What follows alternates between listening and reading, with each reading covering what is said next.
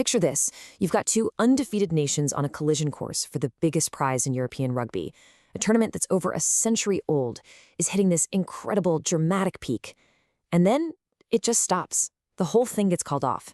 Today, we're going to dig into the amazing story of how real-world politics literally stopped one of sport's greatest championships dead in its tracks. So yeah, let's get right into it because this is a real head-scratcher for a lot of people. I mean, outside of the world wars, this tournament had never, ever been stopped. So what on earth happened in 1972 that was so serious, so dangerous, that the teams just couldn't play? That's the big question we're answering. All right, so our story really kicks off with something that's totally unique in the long, long history of this championship. A moment when the final whistle didn't just blow on a game, but on the entire competition. And that's the headline right there. You know, the tournament paused for huge global conflicts like the World Wars, sure. But 1972? That's the only year it actually started, got going, and then was just abandoned, declared null and void. No winner was ever crowned. It's just a blank space in the history books. Okay, so to really feel the impact of this cancellation, you have to understand what these teams were playing for.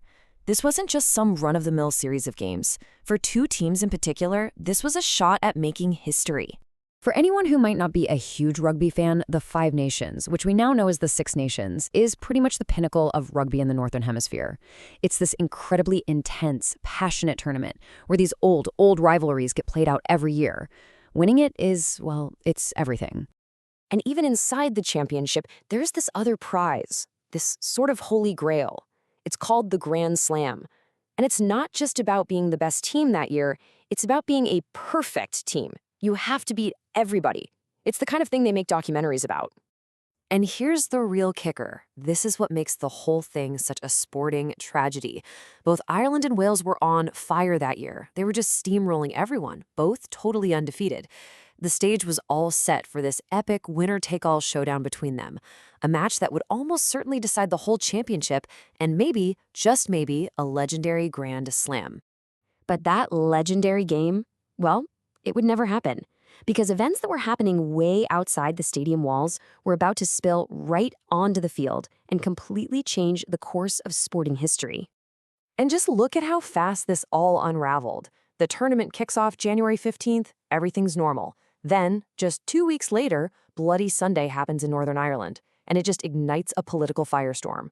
A few days after that, the British embassy in Dublin is surrounded by protesters and burned to the ground.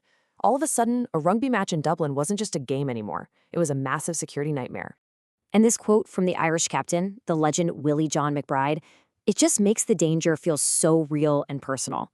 He's talking about needing an armed guard with him just to be in London for a match. The threat wasn't some abstract idea anymore. It was right there, hanging over the heads of the players themselves. So, with the political situation just spiraling completely out of control, the governing bodies of rugby had to make a choice. And the choice they made had never, ever been made before. So what it really came down to was a stalemate. Scotland and Wales said they wouldn't travel. And it wasn't just about being scared. They literally couldn't get insurance to make the trip. The Irish Union, on the other hand, dug their heels in. For them, moving a home game to a neutral venue was a non-starter. It was a matter of national pride, not to mention a huge financial loss, and they refused to admit that their own capital city was a no-go zone. With nobody willing to budge, the whole championship just fell apart. And the consequences were massive. We're not just talking about a lost shot at a trophy here. The financial hit for Irish rugby from losing those two huge home games was estimated to be just under £1 million in today's money. A huge, huge blow. But this story doesn't just end there with cancellation and arguments and loss. Because what happened the very next year? Well, it gave us one of the most powerful and iconic moments in the history of the sport. So fast forward a year to 1973. If anything, the political situation was even more tense. The violence hadn't stopped. A lot of people just assumed the Dublin Games would be called off again. But this time, under armed guard, the England team made the journey. They decided they were going to play. Can you imagine the scene?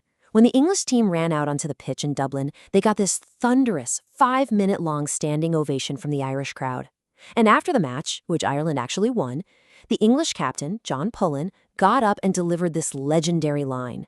It was this perfect mix of humor and sportsmanship, and it just brought the house down. It was a symbol that the sport refused to let the conflict win. Now, that one act of defiance in 1973 didn't magically solve all the political problems, of course not. But what it did do was forge a new path for the sport.